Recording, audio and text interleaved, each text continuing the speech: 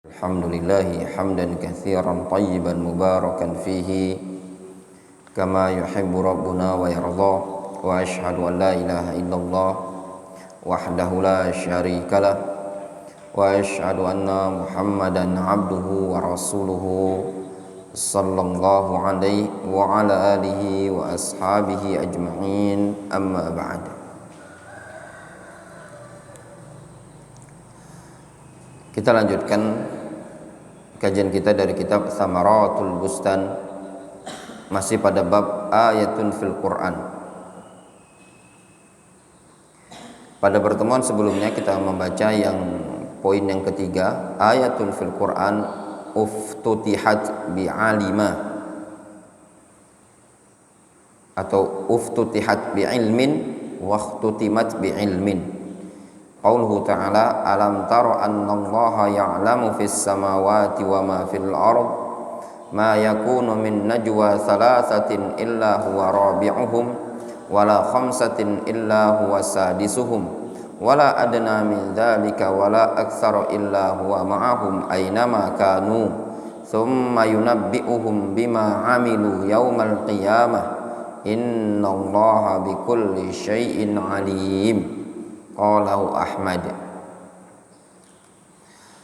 Yang keempat, ayatun fil Quran qalatil yahud li Umar ibn Khattab fiha innakum taqra'una ayatan law nazalat alaina atau law nazalat fina lattakhadnaha idan.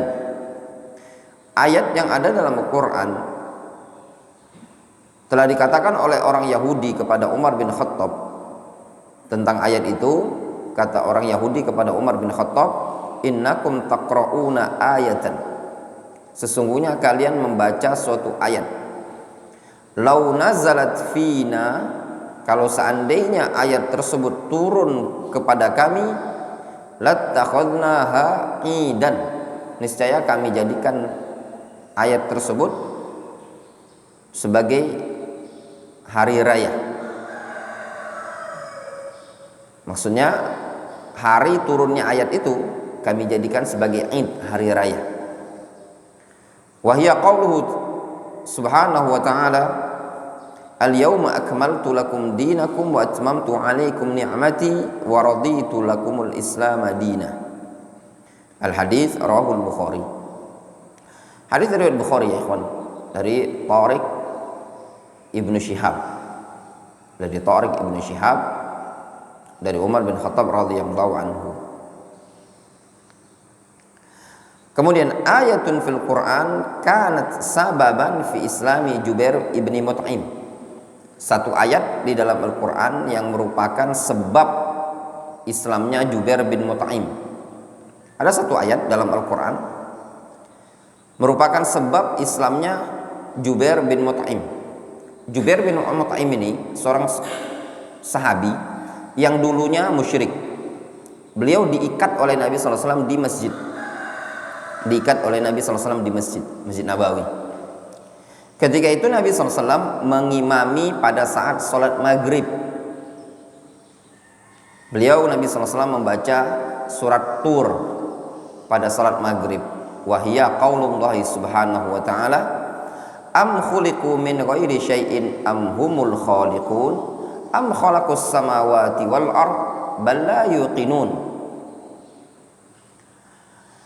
yaitu firman Allah Subhanahu wa taala am khuliqu min ghairi syai'in am humul khaliqun, apakah mereka yang dicipta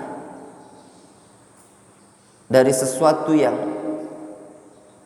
apakah mereka dicipta tanpa ada sesuatu sebelumnya, am humul khaliqun, ataukah mereka yang mencipta? Kata Allah Azza wa Jalla, am khuliqu min ghairi syai' am humul khaliqun. Nah, ketika mendengar ayat ini, hatta qala inda sama'iha, ketika Jubair bin Mut'im mendengar ayat ini, hatta qala inda sama'iha kada qalbi ayyatir, sehingga ketika beliau mendengar ayat tersebut, Jubair bin Mut'im mengatakan, kada qalbi ayyatir, hampir saja hatiku terbang. Wa dzalika awwalu ma waqara al-imanu fi qalbi. Kata Jubair bin Mut'im, itulah awal kali imanku nempel di hati. Kada qalbi ayyatir wa dzalika awwalu ma waqara al-imanu fi qalbi. Hampir saja hatiku itu terbang, hampir saja hatiku copot. Dan ketika itulah awal kali iman itu nempel di hatiku. Lihat di sini besarnya pengaruh Al-Quran terhadap hati seseorang, sehingga ketika seseorang membaca Al-Quran dengan sesama dan mendengarkan Al-Quran dengan seksama, maka dia akan merasakan pengaruh dari Al-Quran tersebut. Dia akan merasakan dampak dari Al-Quran tersebut, sebagaimana yang dirasakan oleh Jubair bin Mut'im ketika beliau mendengarkan bacaan Nabi SAW, yaitu surat At-Tur, membuat beliau langsung nempel imannya. Ini juga pernah dialami oleh orang-orang lain ketika suatu kondisi yang mereka kalut pada saat wafatnya Nabi sallallahu alaihi wasallam. Umar bin Khattab ketika itu betul-betul galau, kalut. Mereka kehilangan sosok yang sangat besar di hati mereka. Mereka kehilangan orang yang betul-betul mereka cintai. Sampai-sampai mereka mengatakan tidak ada musibah yang paling besar pada umat ini kecuali dengan musibah berupa wafatnya Nabi sallallahu alaihi wasallam. Umar bin Khattab yang kuat jiwanya pada waktu itu ternyata terbawa suasana. Kemudian datanglah sahabat yang mulia Abu Bakar As-Siddiq. Beliau naik ke atas mimbar lalu berkhutbah dan membacakan ayat. Beliau mengatakan, man kana ya'budu Muhammadan fa inna Muhammadan qad mat. Kata beliau, siapa yang menyembah Muhammad, Muhammad sudah wafat. Wa man kana ya'budullaha fa innallaha hayyun la yamut. Siapa yang menyembah Allah, Allah Subhanahu wa taala Maha hidup, tidak pernah mati. Kemudian Abu Bakar As-Siddiq membaca firman Allah Subhanahu wa taala, "Ma kana Muhammadun aba ahadim min rijalikum walakin Rasulullah wa khataman nabiyyin." Enggak, bukan ayat itu. Gimana ayatnya? Wa ma Muhammadun illa rasulun qad khalat min qablihi rusul afa immata au qutilan qalabtum ala aqabikum fatanqalibu khasirin wa may yanqalib ala aqibihi fala yadhurrullaha syai'a. Ya, ayat wa ma Muhammadun illa rasulun qad khalat min qablihi rusul afa immata au qutilan qalabtum ala aqabikum. Ya, Allah Subhanahu wa taala mengatakan apa dalam ayat tersebut dalam surah Ali Imran, ya.